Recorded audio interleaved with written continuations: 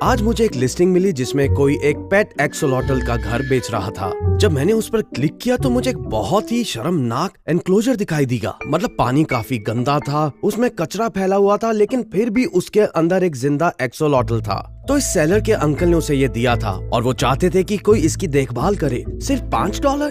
अरे ये तो बहुत सस्ता है, चलो मैं जाकर इस एक्सोलॉटल को बचा लेता हूँ। तो मैं सेलर के पास गया और मैंने $5 में एक्सोलॉटल वाला टैंक खरीद लिया। मैंने इसे अभी अपनी कार में रखा ही है और हम इसे घर ले जाना चाहते हैं ताकि देख सके कि अंदर का एक्सोलॉटल इसमें जिंदा है भी या नहीं। उम्मीद है कि ऐसा ही हो, क्योंकि मैं इस घर को पूरी तरह से एक सपनों के घर जैसा बना दूंगा ताकि हम इस एक्सोलॉटल को उसकी सबसे अच्छी जिंदगी दे सके। मैं जल्दी से घर पहुंचा और मैंने पानी में एक फिल्टर लगाया ताकि मैं अंदर देख सकूं। लेकिन इसे 30 मिनट तक चलाने के बाद भी पानी बिल्कुल भी साफ नहीं हुआ। देखो, मेरे पास बर्बाद करने के लिए बिल्कुल समय नहीं था, इसलिए मैंने इस नेट से उसे निकालने की कोशिश की, लेकिन मुझे कुछ दिखाई नहीं दे रहा था। मैंने एक एक करके सभी सजावट की चीजों को निकालना शुरू किया और जल्द ही मुझे नेट के नीचे एक छोटी सी चीज दिखाई दी। मुझे एक्सोलॉटल मिल गया था और शुक्र है वो अभी भी हेल्दी था, इसलिए मैंने उसे जल्दी से एक अस्थायी टैंक में डाला और जो मैंने देखा उससे मैं बहुत हैरान रह गया। दोस्तों, ये कोई आम एक्सोलॉटल नहीं है, ये असल में एक बहुत ही रेयर एक्सोलॉटल है। इसमें और ये देखने में भी अल्बाइनो और एक बच्चे जैसा है। ये बहुत रेयर है और जरा सोचो, मैंने ये पूरा टैंक $5 में खरीदा है और सच कहूँ तो मैं इसे अभी के अभी ना $100 से भी ज्यादा में बेच सकता हूँ। और मुझे क्या पता था कि ये एक्सोलॉटल मेरे अनुमान से भी ज्यादा रेयर निकलेगा। इसमें दरअसल एक खास जीन था जिसे अंधेरे में चमक सकता है। जी हाँ, ये वीडियो कमाल की होने वाली है। खैर, इनक्लोजर को बदलने की प्रोसेस शुरू करने का टाइम था। पहला स्टेप है उस मैले गटर जैसे पानी को खाली करना। इस टैंक की हालत बहुत ही खस्ता थी और समझ नहीं आ रहा था कहाँ से शुरू करूँ। सारी डेकोरेशन नकली प्लास्टिक की है, सबस्ट्रेट बिल्कुल घटिया है और इसका कुछ स्ट्रक्चर ही नहीं है। सच कहूँ तो ये बहुत ही बेहुदा है। मैंने सारी डेकोरेशन निकाल दी और उन्हें कूड़ेदान में फेंक दिया। यही उनकी जगह है। फिर मैंने सारी रेत खाली की क्योंकि मुझे पूरा यकीन है कि इसी वजह से पानी इतना गंदा दिख रहा था। और आखिर में, अरे ये क्या है, कितनी बकवास चीज है। सेलर के अंकल ने दीवार पर ये बैम्बू की फोटो क्यों चिपका दी थी? ये अच्छी नहीं लग रही और इसका कोई मतलब भी नहीं है। देखो, एक्सोलॉटल बैम्बू में नहीं रहते, ये तो पूरी तरह से बेवकूफी है। चलो इसे यहाँ से हटा देते हैं। खैर, अब हम इस टैंक के मूल ढांचे पर वापस आ गए हैं। तो पहला स्टेप है एक झील का बेस बनाना। ऐसा करने के लिए हम यहाँ टैंक के बीच में ढेर सारी रेत डालकर टीला बना देंगे। मेरे पास इसके लिए एक मजेदार आइडिया है। देखिए, एक्सोलॉटल जंगल में झीलों की तलहटी में रहते हैं, इसलिए इसे यहाँ बनाने के लिए मैंने रेत में कुछ वुडन ब्रांचेस डाल दी हैं और उनके चारों ओर ढेर सारे पत्थर भी रख दिए हैं। अगर आप इनके नाम जानना चाहते हैं तो इस प्रकार के पत्थर को ताहाईजी कहते हैं और इस तरह के पत्थर को सेइरियू पत्थर कहते हैं। मुझे नहीं पता इनका नाम किसने रखा, लेकिन मैं तो इन्हें स्मूथ स्टोन और रफ स्टोन कहूंगा। खैर, मैं इन माउंटेन्स को बहुत सारे एक्वेटिक प्लांट से भी ढकना चाहता था और अगर आपने मेरा चैनल पहले देखा है तो आपको पता ही होगा कि ये बहुत महंगे होते हैं। मतलब देखिए तो इन सब की टोटल कॉस्ट $125 है। प्लीज मेरा चैनल सब्सक्राइब करें।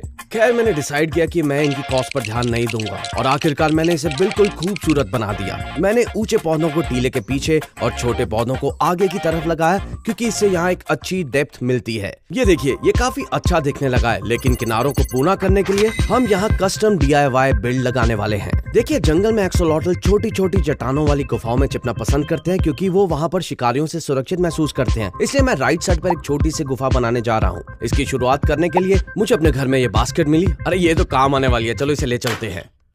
फिर मैंने एक तेज आरी निकाली और इसमें एक छेद काटा जो गुफा की एंट्री के रूप में काम करेगा।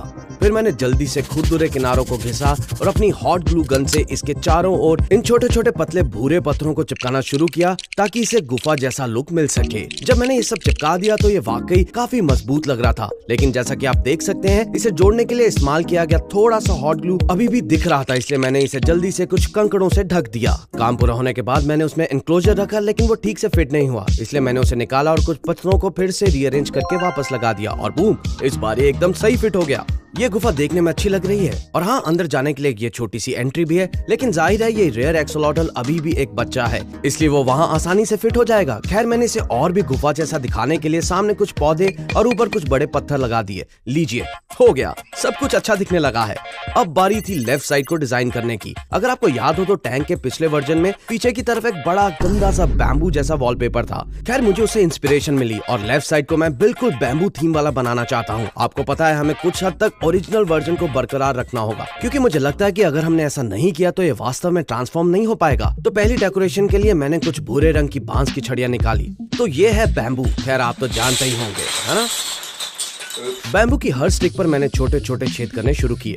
देखिए, एक्सोलॉटल को अपने बाड़े के ऊपरी हिस्से के पास आराम करने की जगह पसंद होती है। इस तरह वो आसानी से ऊपर तैर कर आ सकते हैं और सतह से हवा खींच सकते हैं। तो ऐसा कुछ बनाने के लिए मैंने एक धागा निकाला और सारे बांस को एक साथ पिरोना शुरू कर दिया। मुझे ऐसा लग रहा था जैसे मैं कोई दादी माँ बन गया हूँ, लेकिन ये मजेदार था। खैर मैंने धागे के सिरों को हॉट ग्लू से चिपका दिया ताकि वो हिले नहीं। और ये देखिए, तैयार हो गया बैम्बू से बना एक हैमॉक जिस पर एक्सोलॉटल आराम कर सकता है। इसे एनक्लोजर के ऊपरी हिस्से पर लगाने के लिए मैंने फिर एक बार हॉट ग्लू से कुछ छोटे सक्शन कप लगाए और देखते ही देखते ये बनकर तैयार हो गया। लीजिए हैमॉक तो देखिए। मुझे यकीन है कि एक्सोलॉटल को इस पर लेटना पसंद आएगा। अब इस लेफ्ट साइड को पूरा करने के लिए हम थोड़ी और सजावट करेंगे, वो भी बैम्बूज से। मैं रेत में कुछ जिंदा असली बैम्बूज लगाना चाहता हूँ। ये किसी कारण से थोड़े मुड़े हुए हैं, मुझे सच में नहीं पता क्यों, पर मैं इन्हें रेत में लगाने वाला हूँ। फिर मैंने हर बैम्बू को हैमॉक के नीचे रख दिया और उसे रेत के ढेर से ढक दिया। लेकिन अभी मेरा काम पूरा नहीं हुआ है। मैंने सबसे बढ़िया चीज आखिर के लिए बचा कर रखी थी, और अब ये इसे एक नॉर्मल एक्वेरियम से, खैर अगर मैं सच कहूँ तो शायद ये अभी भी नॉर्मल ही दिखेगा, लेकिन डेफिनेटली पहले से ज्यादा आकर्षक होगा। इसे बनाने के लिए मैंने प्लास्टिक के कुछ बोर्ड निकाले और उन्हें चिपकाकर एक बड़ा बोर्ड बनाया। फिर मैंने इसे काले रंग के फेल्ट से ढक दिया। अब आप सोच रहे होंगे कि मैंने ये बड़ा सा काला प्लेटफॉर्म क्यों बनाया है। इसकी वजह यह है कि मैं इसे टैंक के पीछे ऐसे लगा सकता हूँ। तो अब मैं इनका इस्तेमाल करूंगा, जिन्हें प्लांट पॉकेट्स कहते हैं। उन्हें इसके पीछे चिपका दूंगा और इससे मैं इनमें पौधे लगा पाऊंगा। हम यहाँ कुछ लटकने वाले पौधे लगाएंगे, लेकिन पहले मुझे पौधे लेने जाना था। तो फिर हमेशा की तरह मैं वॉलमार्ट चला गया। तो फिलहाल मैं वॉलमार्ट में हूँ और ये देखो, आमतौर पर सारे पौधे यही होते हैं, और किसी वजह से इस बार इन्होंने उनकी जगह प्लास्टिक के क्रिसमस ट्री लगा दिए हैं। ऐसा कौन करता है? अब यहाँ सिर्फ ये रोजेज हैं जो मेरे काम के ही नहीं है। तो पता चला है कि वॉलमार्ट में पौधों का सीजन खत्म हो गया है, और इसलिए मुझे एक सामान्य और बोरिंग सी पौधों की दुकान पर जाकर पौधे लेने पड़ेंगे। खैर मुझे थोड़ा दुख तो हुआ कि मुझे वॉलमार्ट छोड़ना पड़ा, लेकिन इतने सारे पौधों के लिए मुझे सिर्फ $50 के आसपास ही खर्चने पड़े। ये उन एक्वेटिक प्लांट से काफी सस्ता है। खैर उनके बारे में बात नहीं करते। घर पहुंचकर मैंने पौधे निकाले और उन्हें उनकी छोटी छोटी पॉकेट्स में रख दिया। और वाह, जरा इसे देखो तो ये वाकई अच्छा लग रहा है। हाँ, ये थोड़ा कर्व जरूर है, लेकिन सच कहूँ तो ये कूल इफेक्ट दे रहा है। इससे पौधों की पत्तियां ऊपर से नीचे की ओर लटकती हैं। खैर अब इसे पूरा करने के लिए मुझे बस कुछ फिनिशिंग टच देने हैं। मैंने पहले इसमें थोड़ा सा साइकिल वाटर भरा और एक फिल्टर लगाया। मैंने पहले कभी ऐसा फिल्टर इस्तेमाल नहीं किया, लेकिन जाहिर है ये बहुत बढ़िया है। मुझे बस इसे यहाँ नीचे प्लग इन करना था। और वाह, ये देखो देखो, एक वाटरफॉल जैसा है। इससे पानी की कई छोटी छोटी धाराएं निकलती हैं, लेकिन मुझे लगता है जब मैं इसे शांत रखना चाहता हूँ तो मैं बस ऐसा कर सकता हूँ। और अब इसकी आवाज बंद हो गई। तो आखिर के लिए मैंने बेस्ट चीज रखी है, ये छोटा सा गिफ्ट। ये वाकई बहुत बढ़िया है।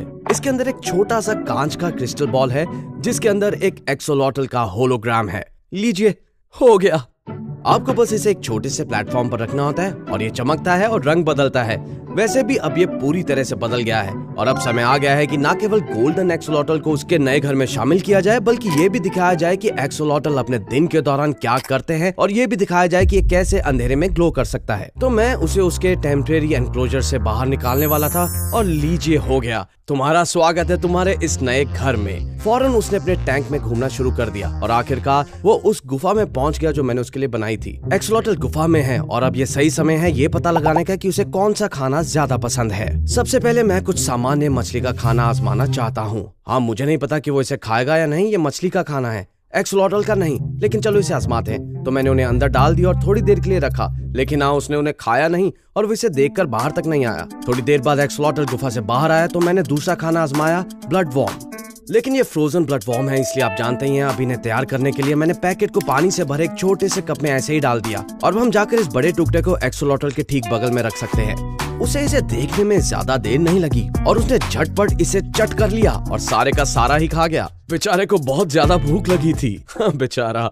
खैर अब बारी थी तीसरे खाने की, और ये थे नाइट क्रॉलर, जो असल में कीड़े ही होते हैं, लेकिन उन छोटे ब्लड वॉर्म की तुलना में तो ये बहुत बड़े हैं। ठीक है, लीजिए शुरू करते हैं। हमारे पास कीड़े का एक छोटा सा टुकड़ा है और हम उसे एक्सोलॉटल के ठीक बगल में डाल देंगे। उसके सामने उसे हिलाने पर उसने उसकी गंध सूंघ ली, और जैसी उम्मीद थी वो उस पर भी झपट पड़ा। वो इसे मजे से खा रहा है। वो इसे खाने के मौके को गंवाना नहीं चाहता। ये एक अच्छा एक्सोलॉटल है। अब देखिए, मुझे ये सिर्फ $5 में मिला है। मुझे तो यकीन ही नहीं हो रहा। खैर उस दिन बाद में मैंने एक्सोलॉटल के बारे में कुछ वीडियोस देखनी शुरू की और मुझे पता चला कि कभी कभी इन्हें यूवी लाइट्स में अंधेरे में चमकने के लिए ब्रीड किया जा सकता है। जरा देखिए, ये तो कमाल की बात है। ठीक है, मैंने अपने कमरे की सारी लाइटें बंद कर दी और रात का समय था, तो मैंने एक छोटी सी लाइट ली और जब आप बटन दबाते हैं तो इसमें से यूवी रेस निकलने लगती हैं और ये तो चकाचौंध कर देने वाली है। खैर, अब मैं इसे उस पर डालूंगा और देखूंगा कि क्या मेरा एक्सोलॉटल वाकई में अंधेरे में चमकने की क्षमता रखता है। पता नहीं आगे क्या होगा। ओह वेट रुकिए, मुझे तो उम्मीद ही नहीं थी कि ये काम करेगा। अरे एक्सोलॉटल को तो देखो, वो तो अंधेरे में चमक रहा है। मुझे तो पता ही नहीं था, मुझे उम्मीद ही नहीं थी, लेकिन ये वाकई बहुत बढ़िया है। अगर अब ये मुझे नहीं मिला तो मैं बस ये बटन दबाऊंगा और फट से मुझे मिल जाएगा। अब तुम मुझसे नहीं बच पाओगे। अब देखिए, मैं साल के एंड तक 1 मिलियन सब्सक्राइबर्स पूरे करना चाहता हूँ और अब देखिए उसमें कुछ ज्यादा टाइम तो नहीं बचा है। और सॉरी मैं आप सबको ये स्टैट्स दिखा रहा हूँ, लेकिन इस स्टैट का मतलब ये है कि आप में से जो लोग भी वीडियोस देखते हैं उसमें से सिर्फ 7% लोगों ने मेरे चैनल को सब्सक्राइब किया है। अगर आप मेरे चैनल को सब्सक्राइब कर देंगे तो इसे ग्रो करने में बहुत ही मदद मिलेगी। प्लीज सब्सक्राइब करें।